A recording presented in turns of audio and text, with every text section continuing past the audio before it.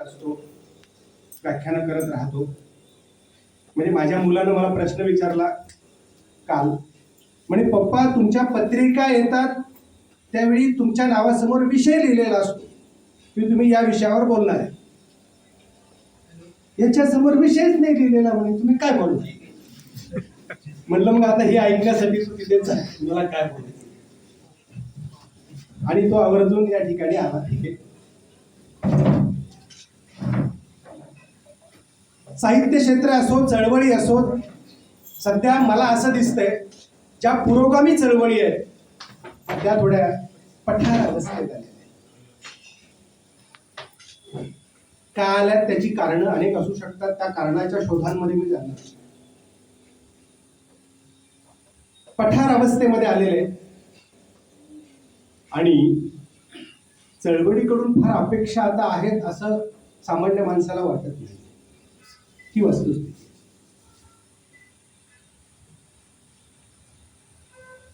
या विषयावर माझं भाष्य काही मिनिटांमध्ये पुढे मी आपल्या समोर करणार आहे. परंतु हे साहित्य संमेलन आहे, मराठी भाषेचं साहित्य संमेलन आहे. मी जसा चळवळीतला कार्यकर्ता आहे तसा एक वाचक आहे, एक अभ्यासक आहे. एवढं मला 200-250 कविता लिहिल्यात. पुस्तक काढायचं तर आमचे पाटील सर, आमचे माळी सर माझ्या पाठीमागे लागले इतक्या वर्षापासून, पण ते तसंच पडतंय. 40-50 कथा लिहिल्यात, एक कादंबरी लिहिली. पागल सर माझे PhD चे गाईड आहेत, भगवान ठगांवर PhD केली आहे. आदरणीय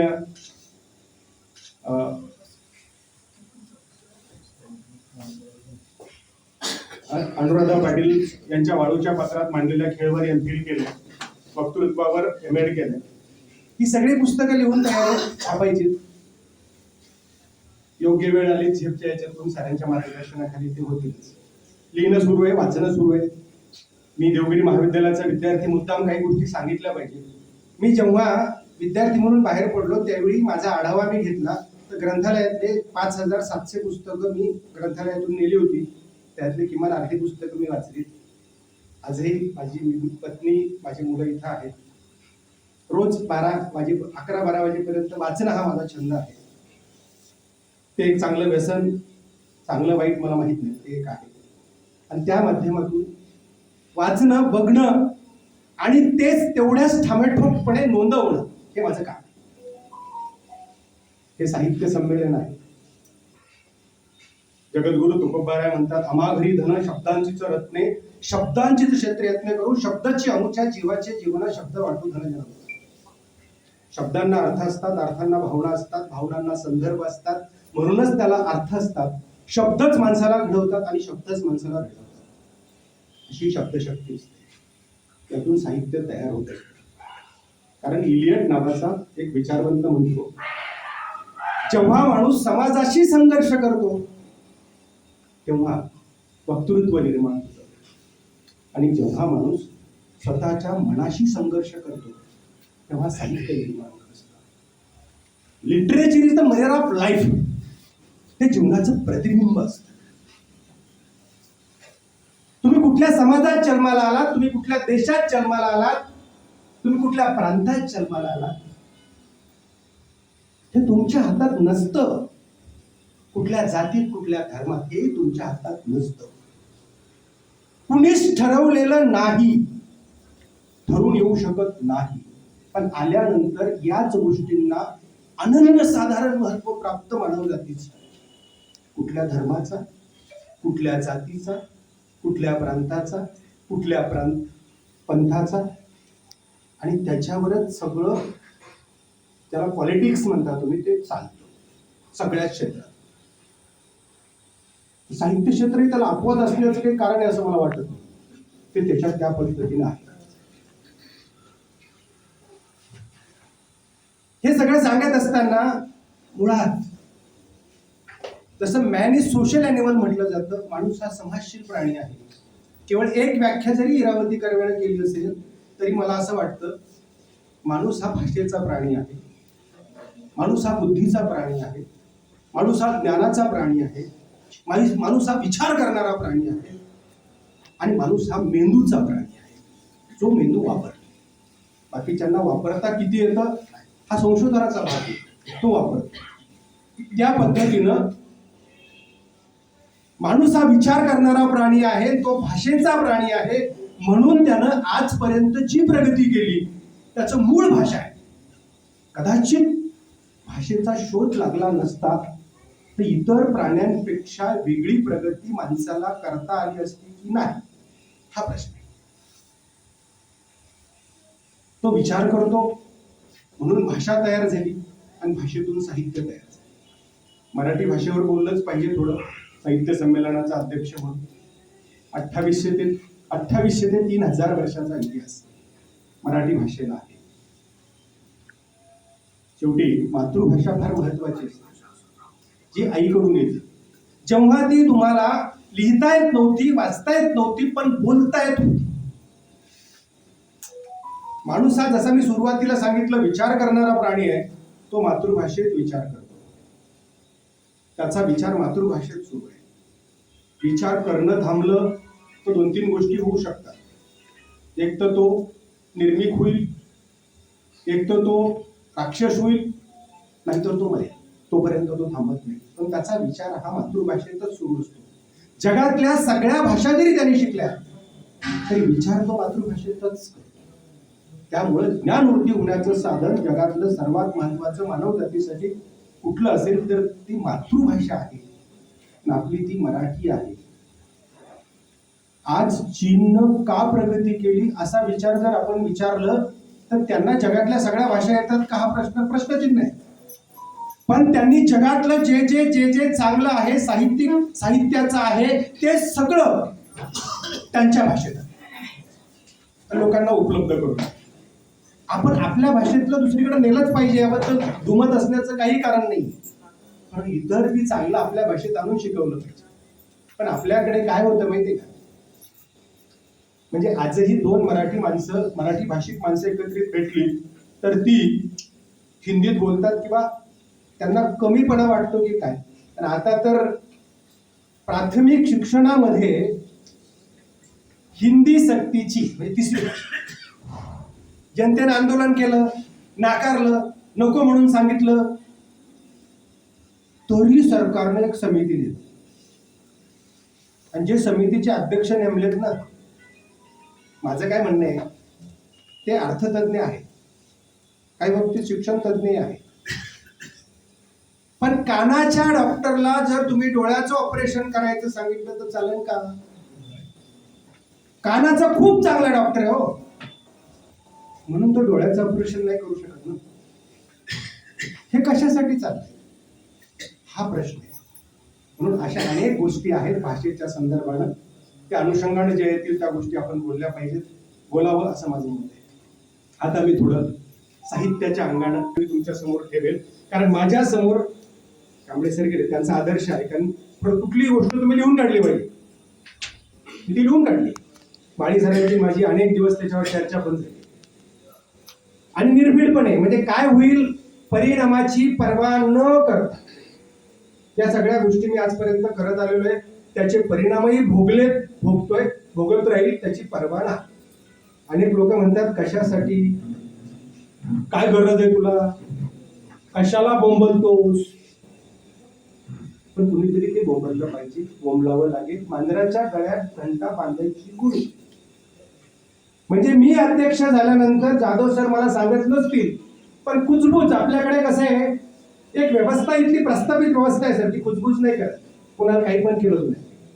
आपला प्रॉब्लेम काय, बहुजनांचा सगळ्या कुजबूज सुरू होते. मग भानुशीपेक्षा दुसरा अध्यक्ष भेटला नसता का? मग भानुशींनी काय किती पुस्तकं लिहिली, किती समीक्षा केली, किती आकलन आहे भानुशीला साहित्याचं. काल एका मोठ्या संस्थेत माझा सत्कार ठेवला, त्याच्यात मी चर्चा, भानुशीचा सत्कार. मुद्दा असा आहे, या सगळ्या गोष्टींचा विचार करत असताना, विचार मंथन करत असताना जो आढावा मी घेणार आहे, ती माझी मतं, इथे पत्रकार मित्र माझे बसलेले आहेत, तुषारजी आहेत, अजून बरेच आहेत. मी माझी मतं या ठिकाणी ठामेठोकपणे मांडणार आहे. कुणाला काय वाटेल याची मला पर्वा नाही, पण ही माझी मतं आहे. अध्यक्ष म्हणून ती मांडली पाहिजेत. जेव्हा मी मराठी साहित्याचा विचार करतो त्यावेळी काही संप्रदाय मला दिसतात. वारकरी संप्रदाय आहे, महानुभाव संप्रदाय आहे, भक्ती संप्रदाय आहे, रामदासी संप्रदाय आहे, अशी बरेच संप्रदायाच्या 5-6 संप्रदाय आपल्या नजरेसमोर आहेत. साधारणपणे 12व्या-13व्या शतकात महानुभाव संप्रदायाने केलेलं काम म्हणजे मुकुंदराज असतील, चक्रधर असतील, महदंबा असेल. ऍक्च्युली तसा विचार केला तर ब्राह्मण अब्राह्मण असं मी म्हणणार नाही. ब्राह्मणी प्रवृत्तीला विरोध ही माझी भूमिका आहे. ते कुठल्या जातीत जन्माला हे कुणाच्या हातात नसलं तरी त्या प्रवृत्तीला विरोध ही माझी भूमिका आहे. चक्रधरांपासून या सगळ्यांपर्यंत काही सगळेच बरेच ब्राह्मण दिसतात, पण अगदी चारबागापासून तसा विचार आपण केला. पण या लोकांनी इथे जी जातीची उतरंड होती, इथे जी 6 वर्ण होते, वर्णव्यवस्था होती, इथं माणसं माणसावर अत्याचार अन्याय करत होती. 6 वर्ण याच्यासाठी ब्राह्मण, क्षत्रिय, वैश्य, शूद्र, अतिशूद्र आणि स्त्रियांना सगळ्यात खालचं स्थान होतं. त्यांना सन्मान देण्याचं काम अतिशूद्र आणि स्त्रियांना हे महानुभावांनी पहिल्यांदा केलंय. माझं जे निरीक्षण आहे ते मी नोंदवलं. जेव्हा मी वारकरी संप्रदायाचा विचार करतो त्यावेळी मला अत्यंत महत्वाचं नाव वाटतं ते संत नामदेवाचं.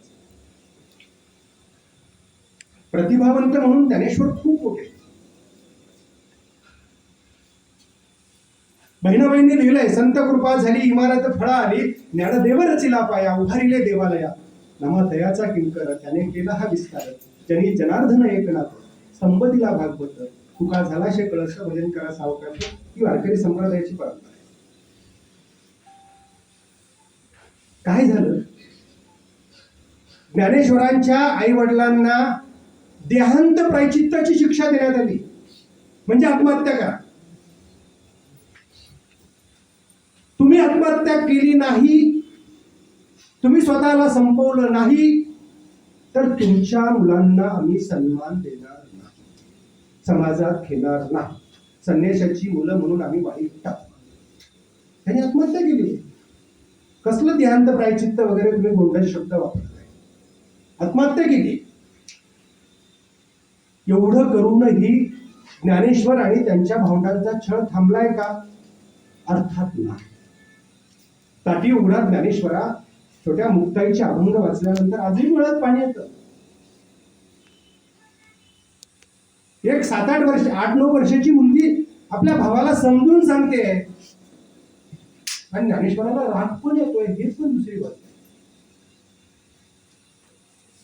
जगाचं तत्वज्ञान समजून सांगण्यासाठी तुम्ही 9,000 उदाहरणं दिले ज्ञानेश्वरांनी. प्रतिभेच्या सगळ्या सीमा पार केल्या. चांगदेव 65 लिहिली, अमृत अनुभव लिहिला. फार मोठे प्रतिभावंत म्हणून मला प्रचंड आदर आहे ज्ञानेश्वरांची.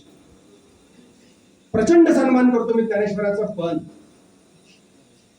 म्हणजे जे ज्ञानेश्वर आता विश्वात म्हटले देवे येणे वाद्यस्य तोषावे तोषोणी मज द्यावे कसाय दान हे जे खळांची व्यंकटी सांडो तया सत्कर मृत्यू वाढो भूता परस्परे जोडो मैत्री जीवांचे आणि दुरितांचे तिमिर जावो विश्वस्त धर्म सूर्य पाहो जोजे वांछित चोरते नाहो प्राणी जात, असं म्हणणारे ज्ञानेश्वर माझ्यासाठी आदरणीय. पण ज्या व्यवस्थेनं ज्ञानेश्वरांच्या आई वडिलांचा बळी घेतला, त्यांच्या भावंडांना, त्यांना सोडा हो, त्यांच्या भावंडांना छळलं, त्यांना 21व्या वर्षी आत्महत्या करायला लावली. ज्ञानेश्वरांची मी आत्महत्या मानतो. ज्ञानेश्वरांना कसली समाधी बिमाधी गोंडस शब्द वापरतोय आपण. इकडं पुष्प विमान, इकडं समाधी, आत्महत्या करायला लावली. त्या ज्ञानेश्वरांना या व्यवस्थेविरुद्ध काहीच लिहा वाटलं नाही का? मला पडलेला प्रश्न आहे. मला लोक विचारतात की तू तर बऱ्या घरात जन्माला आला होता, मग बऱ्या घरात बऱ्या जातीत आपल्याकडे कशासाठी एवढं तुझं चाललंय? मी म्हटलं तुकारामही चांगल्या घरात जन्माला आले होते, फुले तर अतिशय मोठ्या घरात जन्माला आले. काय घेणं देणं नव्हतं ना त्यांना. मी त्यांच्या विचाराच्या परंपरेतला एक छोटासा तुकारामाच्या फुलेंची. म्हणून मला ज्ञानेश्वरांविषयी प्रश्न पडतो की ज्ञानेश्वरानं आपल्या आईवडिलांचा झालेला या छळ या व्यवस्थेविरुद्ध का बोलले नसावे, का लिहिलं नसावं, आणि लिहिलं असेल तर ते कुणी दाबलं, ते पुढे आलं नाही का, कोण आहेत ते, त्यांचे वारसदार आज आहेत का, असे अनेक प्रश्न एक अभ्यासक म्हणून मला या निमित्तानं पडतात. कारण ज्ञानेश्वरानं जर लिहिलं असतं किंवा ते पुढे आलं असतं लिहिलं असेल तर आज वारकरी संप्रदायाची प्रतिमा आणि एकंदरीतच एक विचारधारा म्हणून एक वेगळा संदेश केला असता सर, हे आपण लक्षात घेतलं पाहिजे. दुसरी गोष्ट, आमचे पैठणचे नाथ महाराज गवळणी लिहिले, भारुडं लिहिले, अंधश्रद्धेवर, चातुर्वर्ण्यावर, या सगळ्या गोष्टीवर कडाडून प्रहार केला. प्रचंड आधार. एकनाथी भागवत लिहिलं, तत्वज्ञान सांगितलं. आमच्यासाठी, मराठवाड्यासाठी गर्वाची गोष्ट आहे. पण श्रीखंड्या, राजनाचं छिद्र प्रश्न उपस्थित करतात. हो, चातुर्वर्ण कायम ठेवायचं होतं की तुमच्या जातींविषयी जिथे जन्माला आले त्याविषयी तुम्हाला बोलायचंच नाही का, खरं सांगायचंच नाही का, का सांगितलं पण मग ते पुढे येऊ द्यायचं नाही, काय?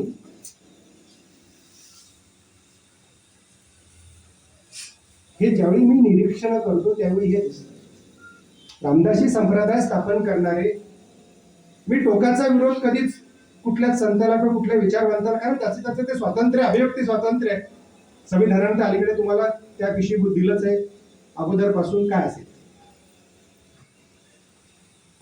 दासबोध सारखा ग्रंथ लिहिणारा माणूस मूर्खाची लक्षणं सांगतो, शहाण्याची लक्षणं सांगतो, चांगल्याची लक्षणं सांगतो, अगदी अतिशय प्रचंड चांगलं. एक लिखाणात प्रतिभावंत म्हणून दासबोध मला आवडलेला ग्रंथ. पण ब्राह्मण कितीही असो भ्रष्ट, तो तिन्ही लोकी श्रेष्ठ. एवढ्या मोठ्या, ठीक आहे एखादा चिल्लर माणूस बोलून गेला ना, हरकत नाही. एवढ्या मोठ्या अभ्यासक, विचारवंत, प्रतिभावंत असं का म्हणतो? प्रश्न पडतो ना, असं का होतं? म्हणून मित्रांनो, ज्यावेळी एक साहित्यिक म्हणून आपण अभ्यास करतो, विचार करतो, त्यावेळी या गोष्टीवर चिंतन मंथन झालं पाहिजे, निरीक्षणं नोंदवली पाहिजे आणि त्यातून बोध घेतला पाहिजे, असं माझ्यासारख्या एका छोट्याशा अभ्यासकाला वाटत आहे. ही सगळी परंपरा सांगत असताना संत, पंत, तंत, किती काल्पनिक, किती वास्तव, कशासाठी, मम्मटापासून भम्मटापर्यंत केलेल्या सगळ्या साहित्याच्या प्रयोजनाच्या व्याख्या, हे काही मी साहित्यशास्त्राचा अभ्यासक आणि विचारवंत आणि हे म्हणून मी तुमच्या समोर उभा नाही, किंवा मी एक प्राध्यापक शिक्षक म्हणून काही उभा नाही, ते मी तुम्हाला सांगणार. परंतु ही निरीक्षणं नोंदवत असताना पुढे मैलाचा दगड ठरतायत या देशासाठी अतिशय महत्वाचं नाव आहे. आजच्या समीक्षेच्या कुठल्या पॅरामीटरमध्ये समीक्षकांनाच ते कळले नाहीत. मी जी समीक्षा वाचली आहे, म्हणजे मी थोडं धाडसानं बोलतोय, जे व्यक्तिमत्व इथल्या समीक्षकांना कळलं नाही, त्यांना कुठल्या साहित्याच्या याच्यात बसवावं अजूनही कळलेलं नाही. नाहीतर इतके समीक्षक इतके हे की ते त्यांना साहित्यिकच मानत नाहीत. ते नाव म्हणजे महात्मा ज्योतिराव फुले क्रांती. म्हणजे तुकारामानं त्या काळात, जेव्हा तुकारामाचं नाव घेतो आपण, त्यावेळेस ती परंपरा तशी सुरू होते नामदेवांची. कदाचित नामदेव नसते सर तर वारकरी संप्रदाय नावारूपाला आलाच नसता. आणि ज्ञानेश्वरानं आत्महत्या केल्यानंतर नामदेवाला हा महाराष्ट्र सोडावा लागलाय. कदाचित नामदेवाची हत्या झाली, ही वस्तुस्थिती. ते पंजाबला वगैरे गेले, प्रचार करत गेले, कोणत्याच गोष्टी आपण सांगत राहतो. तिकडे शीख धर्माच्या याच्यात गेलं, ओके, फार मोठा माणूस. पण वारकरी संप्रदाय खऱ्या अर्थानं नामदेव, त्याच्यानंतर जगद्गुरु तुकोबा आहे. तुकोबा आहे तर आपल्या सगळ्यांचा बाप आहे. सांगायचं तात्पर्य हे आहे की मुद्दा असा आहे की तुकाराम महाराज ज्या काळात लिहित, ते तुकाराम महाराजांनी हे लिहिलं त्या काळची तत्कालीन परिस्थिती. तुकाराम महाराज जेव्हा दुष्काळ पडला, दुष्काळातून बाहेर आले, कर्ज खत्याचा सगळे उल्लेख तुम्हाला माहित आहे. त्यांनी एवढंच म्हटलं की ज्या काळात दुष्काळ पडला होता, माझ्या जवळची जी माणसं गेली ही कर्ज खते वाचू शकली नाहीत. आता मी त्याचं काय करू म्हणून मोडून टाकली. आता ते दुष्काळ पडला म्हणून त्यांना साक्षात्कार झाला असा काही लोक अर्थ होतात तसा नाही. ते मुळात तसे प्रतिभावंत होते. म्हणून त्यांनी म्हटलंय, सत्य असत्याशी म्हण केले ग्वाही, मानिले नाही बहुमता. जे का रंजले गांजले त्याशी म्हणे जो आपुले, तोची साधू ओळखावा देव तेथे जी जाणावा. असाध्य ते साध्य करिता सायस, कारण अभ्यास तुका. अशा विविध क्षेत्रात तोच धागा मी थोडा असं घेतोय, तोच धागा पुढे आमच्या महानोरांचा. मोडलेल्या माणसांचे दुःख ओले झेलताना, की अनाथांच्या दीपलावून सोबताना. कोण तिना जात ज्यांची, कोण त्यांना धर्म ज्यांना, दुःख भिजले दोन असून माणसाचे माणसांना. ही सगळी परंपरा बघत असताना, सांगत असताना, फुलेंनी त्या काळात फक्त फुलेंविषयी सांगत असताना 2 वर्षापूर्वी सर माझ्या एका कॉलेजच्या मैत्रिणीचा मला फोन आला. मी जाणीवपूर्वक जातीचा उल्लेख करतो, कोणी अदरवाईज घेऊ नये. ब्राह्मण मैत्रिणी अनेक वर्षांनी, आणि तिने मला पहिला प्रश्न विचारला, तुझी जात कोणती? म्हटलं इतक्या वर्षानंतर कशाला विचारलं? लग्न होऊन एवढे वर्ष झाले, मजाकचा विषय सोडून. नाही म्हणजे तुला असं का वाटलं म्हटलं माझी जात विचार. कॉलेजला होता तेव्हा आपल्या त्या मासिकाचा तू संपादक होतास म्हणे, तेव्हा वाटलं तू ब्राह्मण असते. म्हटलं नंतर जेव्हा तू मराठा मोर्चात वगैरे दिसला तिकडे, मी टीव्हीवर पाहिलं तुला, तेव्हा वाटलं तू मराठा असते. नंतर म्हणे महात्मा फुलेंची जयंती, बाबासाहेबांचा फोटो आणि तुझ्या गळ्यात निळा गमजा आहे आणि असा तुझा स्टेटसला खूप आहे. म्हटलं मग मला प्रश्न पडला की कोण आहेस? म्हटलं तुला महात्मा फुलेंविषयी काय कळलं? महात्मा फुलेंविषयी काय वाचलंय? तू महात्मा फुलेंचं साहित्य वाचावं, काय करावं हे मी तुला सांगणार नाहीये, पण महात्मा फुलेंनी काय केलंय ते तरी तुला माहिती आहे? म्हटलं सर्वात जास्त उपकार महात्मा फुलेंनी कुणावर केलेत माहिती आहे? ब्राह्मण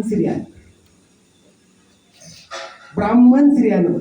या सगळ्या प्रथा परंपरा सतीच्या पासून तर पुढच्या सगळ्याच तुम्हाला वेगळं सांगायची गरज नाही, तेवढे तुम्ही अभ्यासात जाणकार आहात. हे कुणासाठी होत्या?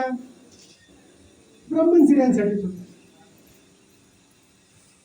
कुणाचा मुलगा दत्तक घेतला, कुणाच्या डिलेवऱ्या केल्या सावित्रीबाई आणि महात्मा फुलेंनी? कुठल्या स्त्रिया, कुठल्या जातीच्या स्त्रिया? ब्राह्मण स्त्रिया. म्हटलं तू थोडस फुलेंना समजून घे, वाच, मग कळेल तुला. नाही, मला आनंद याचा आहे सर दुसरा, वर्षभरानंतर महात्मा फुले जयंतीला तिचं स्टेटस महात्मा फुले होतं. ठीक आहे. त्या काळात ब्राह्मणाचे कसब, गुलामगिरी, शेतकऱ्याचा असूड, श्रीमंत घरात जन्माला आलेला पोरगा आहे, टाटा बिर्लापेक्षा त्या काळात श्रीमंत आहे. पुण्याच्या आजूबाजूच्या धरणापासून मुंबईच्या याच्यापर्यंत सगळ्यात मोठा कॉन्ट्रॅक्टर म्हणून ज्यांचं नाव आहे ते महात्मा फुलेंचं. काय गरज होती असा प्रश्न पडतो मला. जे विचारते तुकारामालाही विचारत होते आजूबाजूचे सगळे, तुला काय गरज आहे, कशाला बोलतोस, कशाला लिहितोस? फुलेंनाही तेच. मला हे सांगायचं याच्यातून अलीकडे सगळा अभ्यास करताना की साहित्य हे क्रांती करत असतं, साहित्य हे प्रतिबिंब उमटवत असतं, साहित्य हे मार्गदर्शन करत असतं. केवळ ते मनोरंजनासाठी, स्वतःच्या स्वार्थासाठी नसतं. केवळ अभिव्यक्ती म्हणून आम्ही ठीक आहे. जेव्हा मी माझ्या पुढच्या पिढ्यांना, माझ्या भाच्याला, माझ्या मुलीला, मुलाला सांगतो हे वाच ही कादंबरी, ही कविता. तो म्हणतो मी कशाला वाचू? पण मी त्यांना जर म्हटलं ज्ञानेश्वरी वाच, गाथा वाच, तो वाच, तो वाचतो. म्हणून मला प्रश्न पडतो, मला अजून कळलं नाही कांबळे सर. मी बोलत राहतो, लोक ऍक्सेप्ट करत राहतात, महिन्याचे 15-20 व्याख्यानं होतात, लोक बोलवत राहतात, लोक म्हणतात चांगला धंदा आहे. मी म्हटलं तुम्हाला कोणी रोखलं धंदा करायला? तुम्ही बी करा ना बाबा, तुम्हाला अभ्यास करा, भाषण करा, द्या वगैरे. हे सगळं बोलत राहतो, लिहित राहतो. पण अजून मला की नेमकं मी ज्या कविता 20 वर्षापूर्वी लिहिल्या होत्या कॉलेजला असताना, माळी सर इथं आहेत, काटे सर आहेत, काटे सर तर एकत्रच होते आमचे, पाटील सर आहेत, बागल सर आहेत, त्यातल्या मी सर 50% कविता फाडून टाकल्या. जेव्हा तुमचं वाचन केल्यानंतर, समजून घेतल्यानंतर, अनुभव घेतल्यानंतर जी प्रगल्भता येते, तेव्हा तुम्ही नेमकेपणानं लोकांना असं मला वाटतं. 100 पुस्तकं लिहिणारी लोक आहेत इथे. पुस्तकं माहित नाही लोकांना, तो लेखकही माहित नाही, आणि त्याच्यात काय लिहिले त्या लेखकालाही माहित नाही. अशी परिस्थिती. मी नाउमेद करणारा माणूस आहे, पण लेखन ही गंभीर गोष्ट आहे. ती गांभीर्याने लिहिली पाहिजे, जे गरजेचं आहे ते लिहिलं पाहिजे, नेमकेपणाने लिहिलं पाहिजे, जे आमच्या गुरुवर्य कांबळे सरांनी केलं. आम्ही लक्षात घेऊ. भाष्य केलं चळवळीवर. आता चळवळी हे पठारावस्था आहे, त्यांच्याच पुस्तकातून मी अभ्यासून बोलतोय. ते पुढे सगळं पांगलं वगैरे ते सगळं सांगितलं. या पद्धतीनं जेव्हा आपण विचार करतो, मग ह्या परिवर्तनवादी चळवळी, झेप जशी चळवळ आहे तशा अण्णाभाऊ साठेंनी, म्हणजे बाबासाहेबांनंतर, कारण त्यांनी म्हटलं ना, मध्ये सांगून गेलं भीमराव, अण्णाभाऊंनी लिहिलं. आता अण्णाभाऊंची किती पुस्तकं, किती समजून घेतल्या गेले, किती अभ्यासक्रमाला आहेत, किती लोक वाचतायत, आणि मराठी भाषा दिन कुठल्याच्या जयंतीने साजरा होतो, हा प्रश्न मला सातत्यानेच पडतो. ज्याचं योगदान आहे त्याच्या नावाने झाला पाहिजे, किंवा त्याच्या पुण्यस्मरणात तरी झालं पाहिजे. मराठी भाषेचं सर्वात मोठं योगदान अण्णाभाऊ साठेंचं आहे.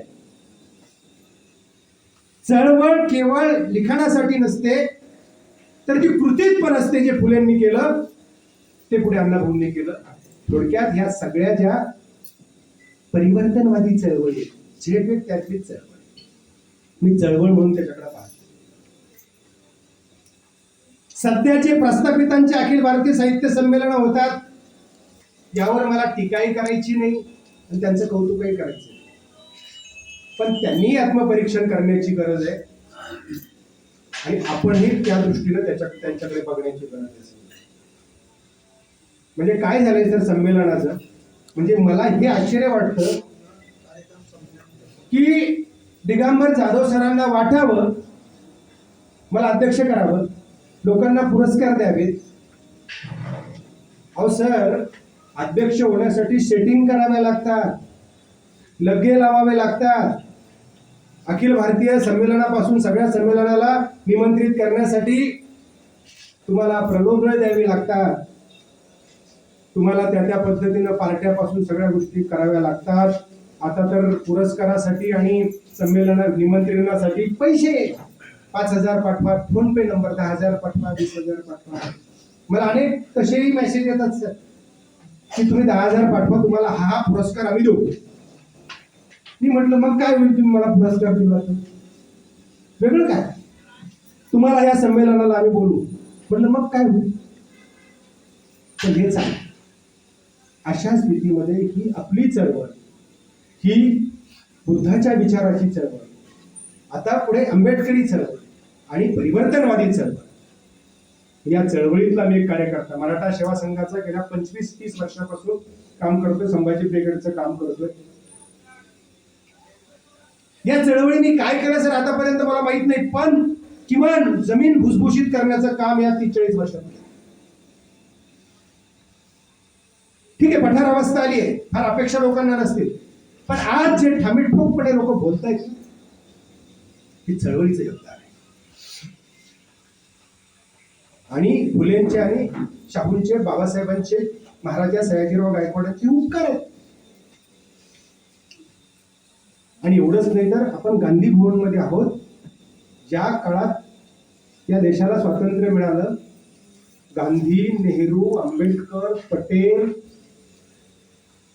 सन्माननीय माणसं होती. त्या काळातली ही बॅरिस्टर होती सगळी माणसं. गोलमेज परिषदेची संकल्पना याच्यातून आली आहे की राणीला वाटायचं आपण वरती बसायचं, हे खाली कसे बसतील एवढे मोठे माणसं, म्हणून राऊंड टेबल कॉन्फरन्स आहे, सोबत बसूया सगळे. इंग्लंडची राणी सल्ला घेत होती या माणसांचा. आणि 75 वर्षानंतर स्वातंत्र्य मिळाल्यावर या देशाला एक सुशिक्षित आणि वैज्ञानिक प्राईम मिनिस्टर मिळत नाही, त्याच्यावरही साहित्यिकांनी चिंतन केलं पाहिजे. आमची NAP 22व्या शतकात जायचंय आम्हाला, शैक्षणिक धोरण घेऊन का 18व्या शतकात जायचंय, याच्यावरही विचारवंतांनी अभ्यासकांनी चिंतन केलं पाहिजे. हे प्रतिबिंब उमटलं पाहिजे असं मला वाटतं. म्हणून या चळवळींनी हे काम केलेले. सद्यस्थिती ही आहे, जवळ येणारं जग आणि दूर जाणारी माणसं. जग तांत्रिक दृष्ट्या, दळणवळणाच्या दृष्ट्या खूप जवळ आहे. म्हणजे 40 वर्षापूर्वी एखादा माणूस पंढरपूरला निघाला ना, अख्खं गाव त्याला सोडायला जात होतं की परत येतो की नाही. दिल्लीला चालला तर अजून पुढचं, विदेशात चालला तर मग विचारू. आता माझा एक मित्र आहे, सकाळी दुबईला जाऊन संध्याकाळी परत येतो, कोणी विचारत नाही त्याला. दिल्लीला जाणारे तर रोज अपडाऊन करणारे आपल्याकडे आहे. पण जवळ येणारं जग, माणसं तांत्रिक दृष्ट्या, दळणवळणाच्या दृष्ट्या एकच जवळ आली, पण मधलं दुभंगच आहे. कळत नाही मित्र इथे कोण कुणाचा मित्र आहे. प्रत्येकाच्या घरात स्मगलिंगचं चित्र आहे. ते जाती जातीशी भांडतात, धर्माशी भांडतात, नेते प्रगतीची भाषा बोलतात आणि कार्यकर्ते एकमेकांना त्रास करतात. जी माणसं अखंड भारताची भाषा करत होती ती आज खंडित भारताची भाषा करत आहे. रक्तांची लोकशाही माझ्या स्वप्नात येते आणि हुंदके देत म्हणते कसं होणार आमच्या देशाचं. म्हणून मी लिहिलं होतं, खंगून जीव गेला मनही उदास झाली, माझ्याच प्रार्थनाचे ते स्वप्न भास होते. इंद्रास वासनेचा अभिशाप लाभलेला आणि येथे हा यती डोळे भकासलेला. उलटी चली ते इथे उलट्याच काळजाची कर्णास भास होती. पांचांग द्रौपदीची हपापलेले दिसतील लोक सारे आणि संन्यस्त भोग घेतील लावून बंद दारे. ही वस्तुस्थिती आहे. संवेदना शून्य वातावरण आहे, घेणं देणं नाहीये. समता भारतीय राज्यघटनेतली मूल्य नाहीये. समता, स्वातंत्र्य, बंधुता नाहीये. समरसता आहे. समरसतेचा प्रचार चालू आहे. तर देशात सध्या अघोषित अनिवार्य आणि अभ्यासक, साहित्यिक, विचारवंत जर याच्यावर विचार करणार नसतील, बोलणार नसतील, लिहिणार नसतील, तर आम्हाला तुकारामाचं, फुलेंचं नाव घेण्याचा अधिकार नाही. परिणाम तर आपण भोगणारच आहोत वाईट, ते टळणार नाहीये. आणि उद्या जर वाईट परिणाम होणार असतील, जेव्हा जेव्हा अशा पद्धतीची संकट येतात, तेव्हा प्रतिभावंताचं, विचारवंताचं, साहित्यिकाचं काम आहे जनतेला जाग. जे नामदेवांनी केलं, तुकारामांनी केलं, फुलेंनी केलं, अण्णाभाऊ साठेंनी केलं, अलीकडे करत नाहीत मी असं म्हणणार नाही, पण आज अभिव्यक्ती स्वातंत्र्यावरच गदा येते, हे लक्षात घ्या. कुंभमेळा सर झाडं तोडणं झालं, कुणासाठी, कोण येणार आहेत तिथे.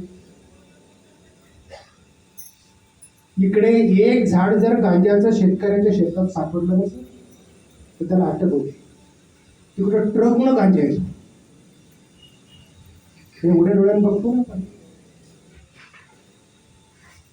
हे समजून घेण्याची. संसदेचं उद्घाटन होतं, राम मंदिराचं सोडा, त्याच्यावर मी जाणार. संसदेचं उद्घाटन होतं, ते उद्घाटन सन्माननीय महामहिम राष्ट्रपतीच्या हस्तेच होत असतं. तुम्ही त्यांना बोलवत नाही का? तुम्हीच केलं त्यांना. महिला आहेत म्हणून का, आदिवासी आहेत म्हणून, दलित आहेत म्हणून, हे प्रश्न आहे.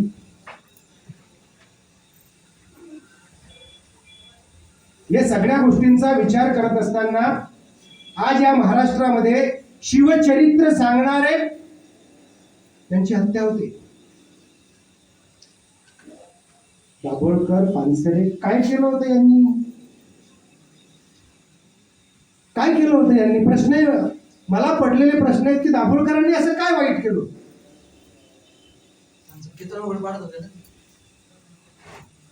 पानसरेंनी असं काय केलं होतं? गौरी लंकेशनं काय केलं होतं? कलबर्गीला ते त्या राज्यातले नाहीच, पण त्यांनी काय केलं? हे होतंय या देशात. पुलवामा घडवला जातो, पहिलगाम घडवलं जातं. मला कुठल्या पक्षाची, सरकारची, विरोधी पक्षाची बाजू घ्यायची नाही. मला हे वास्तव सांगायचं. 250 किलोमीटर जेव्हा RDS घेऊन एखादी गाडी आत येते काश्मीरला, एका किलोमीटरला नाकेबंदी आहे. 250 किलोमीटर गाडी येते कशी आत? आणि पहिलगामला जे 4 अतिरेकी ते तुम्हाला सापडलेच नाही, तरी तुम्ही पाकिस्तानवर हल्ला केला, अणुवस्त्रापर्यंत पोहोचले त्यांच्या ठिकाणापर्यंत, आणि ट्रम्प जाहीर करतो तुम्ही युद्ध मागे का घेतलं? प्रश्न. असे अनेक प्रश्न आहेत. मणिपूर जळतंय सध्या या देशात. कुठल्या विचारवंत, प्रतिभावंत अभ्यासकांची त्याच्याकडे नजर नाहीये. आपल्यावरही ती वेळ येणार आहे, दूर नाहीये. दिवसा ढवळ्या नग्न तिंड काढली जाते या देशात सध्या. महिलांची तिंड काढली जाते. न्यायाधीशावर बूट फेकून मारला जातोय. 5 न्यायाधीश बसलेले. भूषण गवेवरच मारला कशावर? भूषण गवेवरच मारला हे बी तुम्हाला अधोरेखित करायचंय. आणि भूषण गवे माफ करून टाकतात. त्यांना तरी कोणी अधिकार दिलाय? भूषण गवेवर हल्ला नाही तो, सरन्यायाधीशावर आहे देशाच्या. आणि त्याचं पुढे काहीच होत नाही. सरन्यायाधीशाला सोडलं जात नाही. तुमची माझी काय अवस्था आहे? खैरलांजी घडते या राज्यात. बदलापूर आणि कोपर्डी तर रोजच आहे, ते वेगळं सांगण्याची गरज नाही. 4 स्तंभ लोकशाहीचे. मीडियाला प्रश्न आहे माझा, तुम्हाला हे दिसत नाही? पण संपादक आणि पत्रकार कुठे लिहित आहेत? हेडलाईन काय असावी मालक ठरवत आहे, आणि मालक कुणाच्या दावणीत जाऊन बसले? बिचाऱ्या पत्रकारांची काय चूक आहे? ते तरी काय करणार? व्यवस्थेचे ते पण बरे. हे साहित्याचे विषय आहेत. कदाचित त्या काळात लिहिल्याशिवाय पर्याय नव्हता म्हणून माणसं लिहित होती. आता माध्यम आहेत ना. मी सोशल मीडियाला फार महत्व देणार नाही, पण आहे ना. तुम्ही एखादी पोस्ट टाका. एक पोस्ट मी टाकली होती तर माझ्यावर एका रात्रीत 14 लाख लोकांनी ट्रोल केलं होतं. कसं तुटून पडतायत सगळे. कोणी शिवाडून माणूस? आणि सर, जसा नितांत आदराने मी कांबळे सरांचं नाव घेतो, तसं नितांत आदराने मी साळुंखे सरांचं नाव घेतो. ज्या भागात ते जन्माला आले, बळीवंश, सर्वोत्तम भूमिपुत्र, विद्रोही तुकाराम, हिंदू संस्कृती आणि स्त्री, 1000 2 हजार संदर्भ देऊन लिहिलंय. पुढे 100 वर्ष तुम्हाला व्यवस्था करून ठेवली अभ्यास करायची. रेडीमेड दिलंय तुम्हाला. एवढा मोठा जागतिक लेवलचा विचार होता. त्याच प्रांतात एक गुरुजी नावाचा किल्ला आहे. वारकरी नाही, धारकरी. आणि एक पुण्याची, मी कुठलंच नाव नाही घेणार आहे कारण मी या संमेलनात माझं तोंड तरी त्या 3 नावं घेऊन पाठवणार नाही.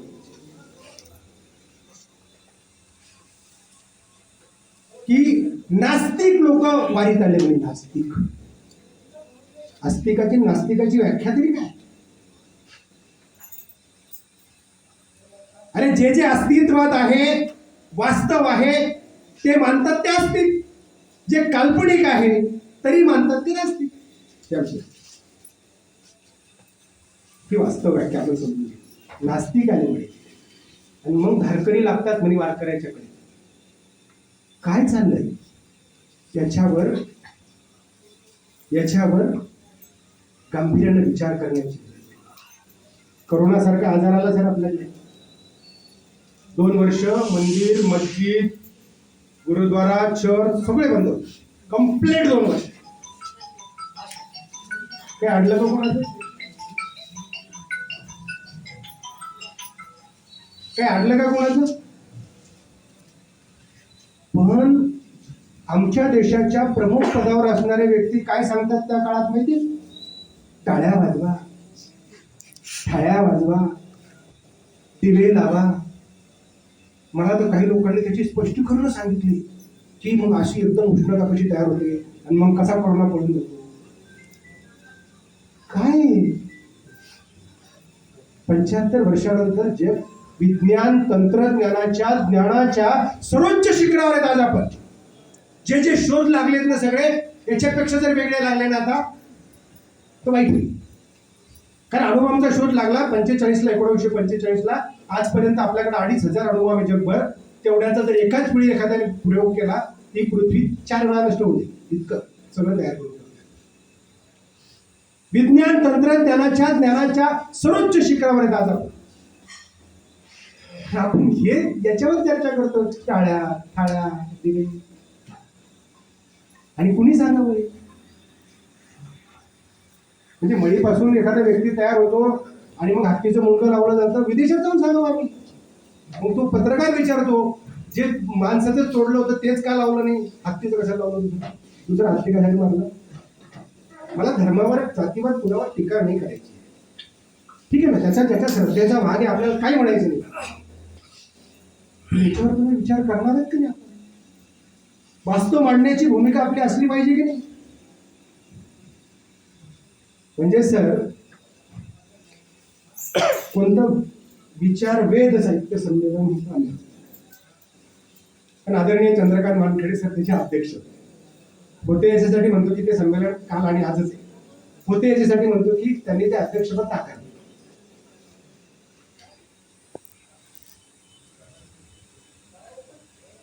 त्यांनी ते अध्यक्षपद टाकलं. बसा इकडे सगळं.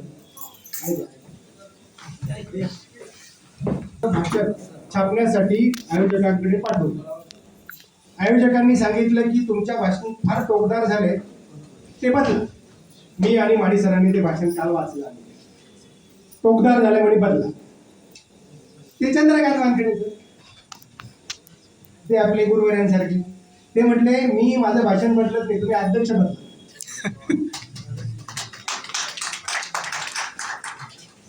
प्रश्न उपस्थित केले. गांधी कधी मरत नाही असं. हा, गांधी कधी परत नाही असं पुस्तक त्यांचं खूप प्रसिद्ध पुस्तक आहे, मी वाचलंय. सांगायचं तात्पर्य हे आहे, त्यांनी प्रश्न उपस्थित केले की जेव्हा हा देश स्वतंत्र होत होता, जे आज देशभक्तीच्या नावानं दिंडोरा पेटवतायत सत्तेत, ते तेव्हा कुठं होते? त्यांचं योगदान काय? प्रश्न उपस्थित केले त्यांनी. ज्यांनी राष्ट्रध्वजाला विरोध केला, ज्यांनी राष्ट्रगीताला विरोध केला, ज्यांनी राष्ट्रपित्याची हत्या केली, 55 वर्ष ज्यांच्या कार्यालयावर तिरंगा फडकला, ते आज घर घर तिरंगा करून तिरंगाचा अपमान करतात, घर घर संविधान करून. याच्यावर अभ्यासकांनी, विचारवंतांनी, साहित्यिकांनी, समीक्षकांनी हे प्रतिबिंब उलटवलं पाहिजे. हे केवळ सांगून चालणार नाही, लिहिलं पाहिजे. ही माझी अपेक्षा आहे. कशा स्वरूपात कसं लिहायचंय हा ज्याचा त्याचा प्रश्न आहे, त्या पद्धतीने झाला पाहिजे. हिंदू राष्ट्र कुठल्याही धर्माचं राष्ट्र असत नाही. बुद्धानं धम्म सांगितलं, सरांनी सुरुवातीलाच सांगितलं, धर्मसंस्था धम्म सांगितलं, जो शुद्ध हुआ वो बुद्ध हुआ. धर्म हा तुमच्या पुरता मर्यादित ठेवा. असावा. कुठल्या शक्तीवरचा विश्वास असेल, अजून काय असेल, हजार व्याख्या आहेत त्या पद्धतीने, तो सार्वजनिक ठिकाणी असला पाहिजे. असे प्रश्न वानखेडे सर उपस्थित करत असतील आणि त्यांना अध्यक्षपद सोडावं लागत असेल तर ते विचारवेध नाही सर, विचारवध संमेलन म्हणावं लागेल ना. हिंमत नाही तुमच्यात तर घेऊ नका ना संमेलन, बोलू नका.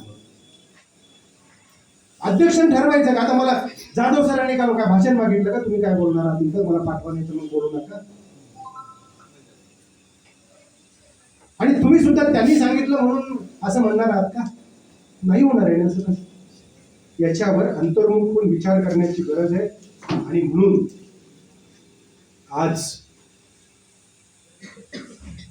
जगाला लोकशाहीची प्रेरणा बुद्धापासून तर शिवाजी महाराजांपर्यंत, शिवाजी महाराजांपासून तर बाबासाहेब आंबेडकरांपर्यंत ही विचाराची परंपरा आहे. कारण मी सातत्याने सांगत असतो की बाबासाहेबांचे गुरु कोण?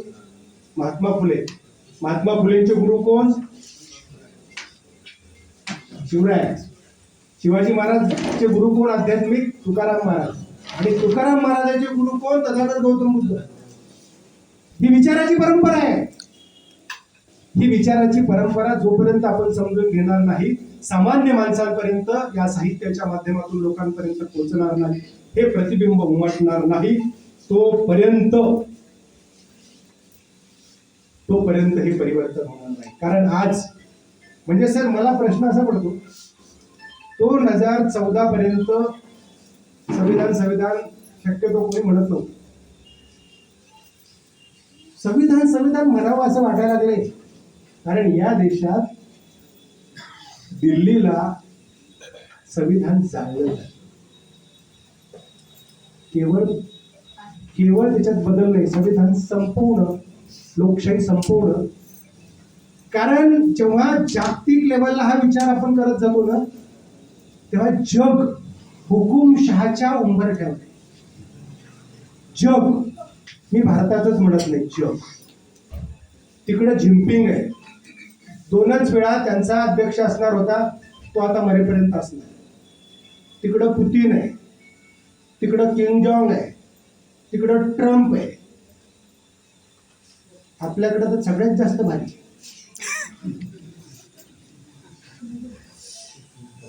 लक्षात येते मला काय म्हणणे.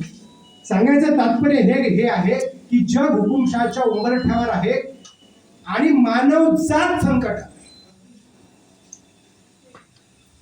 म्हणजे जेव्हा हिटलर सारख्यांनी दुसऱ्या महायुद्धात लाखो जीवांची कत्तल केली,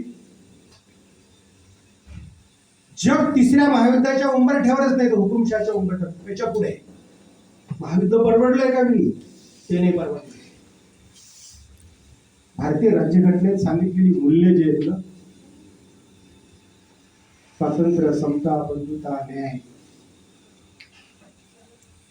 मूलभूत अधिकार आणि त्यासोबत मूलभूत कर्तव्य, आता भारतीय संविधान शिकवण्याची गरज आहे आणि त्याच्यावर भाष्य होण्याची गरज आहे असं मला वाटतं. आणि त्या पद्धतीने हे व्हावं. एक महत्वाचा मुद्दा सर, सध्या या महाराष्ट्रामध्येच नाही, देशभरात भावनिक आंदोलन होत आहे. भावनिक पातळीवर आंदोलन होत आहे. आंदोलन करणारे, विरोध करणारे आणि त्याच्यातून जे आउटपुट आहे ते काय, हा प्रश्न आहे. त्यांनाही माहिती आहे, करणारालाही माहिती आहे, विरोध करणारालाही माहिती आहे. परंतु सर्वसामान्य माणसाला हे नाही समजत आहे. हे सांगण्याचं काम अभ्यासकाचं, विचारवंताचं निर्भीडपणे. मी सांगतोय सर, सध्या मीडियाच्या माध्यमातून विरोध होतोय, टीका होते. तुकारामही सांगत होते टीका झाली. फुलेंचं सावित्रीचं तर वेगळं सांगायची गरज नाही. कारण आज 200 वर्षानंतर पिक्चर आल्यानंतर आम्हाला आज फुलेंची सावित्रीची भीती वाटते. आज भीती वाटते. प्रसंग काढून टाका म्हणतात त्याला. मुद्दा असा आहे की यातून आजच्या साहित्यिकांनी, अभ्यासकांनी, विचारवंतांनी बोध घेतला पाहिजे आणि यावर एक गंभीरपणे या गोष्टी झाल्या पाहिजे. कारण हा जो जमाना आहे ना, हा झेन झीचा जमाना आहे. नेपाळमध्ये काय झालंय, बांगलादेशमध्ये काय झालंय, श्रीलंकेमध्ये काय झालंय, अलीकडचे लेटेस्ट नेपाळमध्ये काय झाले, सोशल मीडियावर बंदी आणल्यानंतर झेन झी म्हणजे जनरेशन झेड हे आता साहित्याचे विषय आहेत सर. आता कथा कादंबऱ्या ज्या आपण ज्या पद्धतीने लिहित होतो ती वाचण्याची अलीकडच्या पिढीची मानसिकता नाही. त्यांना जे हवंय ते आज लिहावं लागतं. म्हणजे सगळंच म्हणत नाही, सगळंच कालबाह्य झालं असं म्हणत. तसं कालचं वर्तमानपत्र आज जुनं होतं, तसं कालची गाथा अजूनही होत नाही.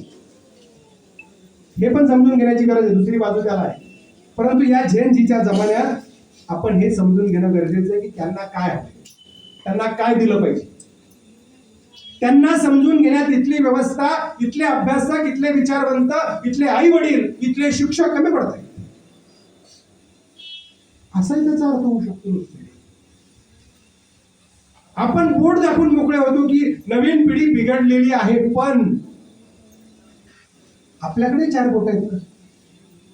म्हणून या पिढीत हे समजून घेणं गरजेचं आहे. आणि अत्यंत महत्वाची गोष्ट आहे, वाचन संस्कृती संपलेली असं मी म्हणणार नाही, स्वरूप बदललं. म्हणजे मला काल माळी सर सांगत होते, त्यांनी हे दाखवलं की पुण्याला किती लाख पुस्तकं विकली सर? 10 लाख. 10 लाख लोकांनी भेट दिली आणि 40 कोटीची पुस्तकं. 40 कोटीची पुस्तकं. म्हणजे याचा अर्थ लोक पुस्तकं घेत आहेत, वाचतायत, हे तेवढंच खरं आहे. परंतु काय वाचतायत आणि काय लिहिलं जातंय आणि काय लिहिणं आवश्यक आहे यावरही विचार होणं गरजेचं आहे असं मला वाटतं. म्हणून ते या सगळ्या गोष्टी आहेतच. आणि हे संमेलन एक वैचारिक शिदोरी आहे. तुम्ही जे हे सुरू केलंय ना, ही चळवळ आहे, ही मानव जातीच्या कल्याणाची चळवळ आहे. ही बुद्ध विचाराची, महावीर विचाराची, बाबासाहेब विचाराची, फुले विचाराची, तुकारामाच्या विचाराची, शिवाजी महाराजांच्या विचाराची, जिजाऊंच्या विचाराची ही चळवळ आहे. ही वर्णव्यवस्था संपवणारी चळवळ आहे, जातीची उतरण संपवणारी चळवळ आहे, ही स्त्री सन्मान देणारी चळवळ आहे. म्हणून मी असं एकदा लिहिलं होतं की राजे लखुजीराव जाधवानं आपल्या मुलीला धीट केलं नसतं, शहाजी राजांनी आपल्या पत्नीला स्वातंत्र्य दिलं नसतं, शिवाजी राजांनी आपल्या आईचं ऐकलं नसतं, तर जगाच्या पाठीवरचं सर्वोत्कृष्ट असं स्वराज्य निर्माण नसतं. तोच आदर्श घेऊन मल्हारराव होळकरांनी आपल्या विधवा सुनेला पुढे करून परिवर्तन घडून आणलं नसतं. तोच विचार पुढे घेऊन जिजाऊंचाच क्रांतिबा महात्मा ज्योतिराव फुलेंनी सावित्रीला पुढं केलं नसतं, तर जागतिक लेवलची शैक्षणिक क्रांती झाली नसते. बुद्धानं तत्वज्ञान सांगितलं होतं, 5 लोक होते जगभर बुद्ध धर्म जगायचं. लोक किती हे मॅटर नसते, हे महत्वाचं नसतं. गर्दी किती महत्वाची नसते, गर्दी फार महत्वाची, वैचारिक फार महत्वाची, अभ्यासक फार महत्वाचे, आणि त्यातून काहीतरी करून दाखवणारे हे फार महत्वाचे. मोठ्या मोठ्या संमेलनाला गर्दी असते, त्याचे उद्देश वेगवेगळे असतात. इथली जी गर्दी आहे आपली झाली, ही गर्दी विचार करणाऱ्या लोकांची आहे, अभ्यासकांची आहे, दिशा देणाऱ्या लोकांची आहे. सांगायचं तात्पर्य हे आहे की हे यांनी जे जाधव सरांनी जे सुरू केलंय झेपच्या माध्यमातून, मुळात मुद्दा असा आहे, आग लागल्यानंतर चिमणी एक एक थेंब टाकत राहते. जेव्हा तिला विचारलं जातं की आग तुझ्याकडून विझवली जाईल का, अर्थात ती म्हणते की माझ्याकडून विझवल्या जाईल की नाही मला माहित नाही, पण उद्या जेव्हा इतिहास लिहिला जाईल ना, तेव्हा आग लावणाऱ्याच्या यादीत नाही, आग विझवणाऱ्याच्या यादीत माझं नाव होतं. कारण मी हे सांगत असतो, अकबर बिरबलाचं उदाहरण. आपल्या नगरीत किती लोक प्रामाणिक आहेत यासाठी परीक्षा घ्यायचं ठरवलं आणि एक ग्लास सगळ्यांनी हौदात दूध आणून टाकायचं ठरवलं. दुसऱ्या दिवशी प्रत्येकाने विचार केला की आपलं एक ग्लास पाणी सपादे. हौद दुधानं भरला नव्हता, हौद पाण्यानं भरला होता.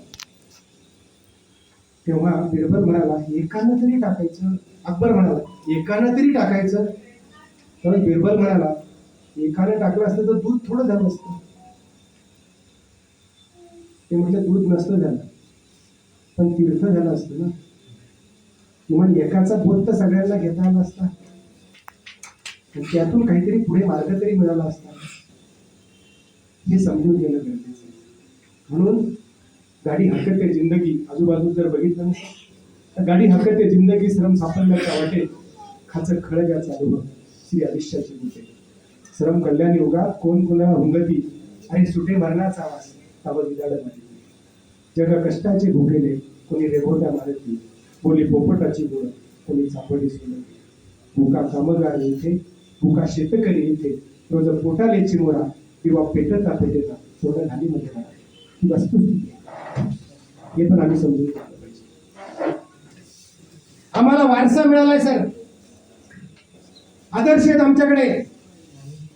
ते आदर्श आम्ही योग्य पद्धतीनं नवीन पिढी समोर नेले पाहिजेत.